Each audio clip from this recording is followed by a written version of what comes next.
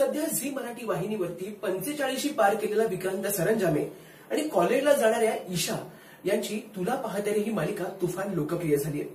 तर दुसरीकडे सोशल मीडियावरती तुला शोधतो ग असं म्हणत काही 40-50 पार केलेली महाभाग कॉलेजला जाणाऱ्या युवती, काही पीडित महिला, घटस्फोटिता अशा असहाय्य महिलांना शोधून त्यांना रिक्वेस्ट पाठवून त्यांच्या आयुष्याचं मातेरं या सोशल मीडियाच्या माध्यमातून करतायत.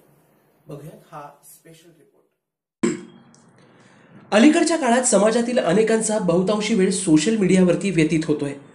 मोबाईल आल्यापासून माहिती व तंत्रज्ञानाची मोठ्या प्रमाणात क्रांती झाली आहे. त्याचे जसे अनेक फायदे आहेत तसेच तोटेही आहेत.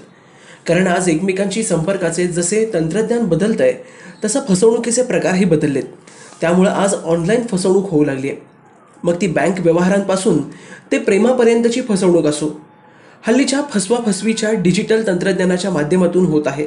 सोशल मीडिया हे एक असं माध्यम आहे की ज्यामध्ये व्यक्ती एकमेकांना न बघताही एकमेकांशी मैत्री आणि प्रेम करू शकतात आणि नेमक्या त्याचाच फायदा काही समाजकंटक उचलून अनेकांची फसवणूक करतायत.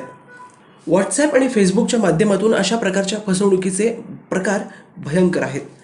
त्यामध्ये फेसबुकवर खोटे वय सांगून आणि तरुणपणातील किंवा तसे दिसणारे इतर फोटो टाकून 40-50शीतले गृहस्थ तरुणींची व महिलांची फसवणूक करतायत. आज समाजातील तरुणी, घटस्फोटित, विधवा, निराधार महिला यांच्या असहाय्यतेचा, चांगुलपणाचा फायदा घेऊन अनेक म्हातारे आपला अर्क दाखवून फसवणूक करतायत. तरुण तुर्क एक वेळ बरे पण केस रंगवून आणि सिक्सपॅक ॲब्स मारून स्वतःला हिरो म्हणून पेश करू पाहणाऱ्या म्हाताऱ्यांनी रंगवलेल्या केसांप्रमाणे आपल्या प्रणयाचे जाळे प्रेमाच्या संदेशाद्वारे उडवण्याचं पाहायला मिळतंय. आयुष्याच्या काळोखातील त्यांच्या या चांदण्याला भुलून अनेक तरुणी त्यांच्या प्रेमात पडतात.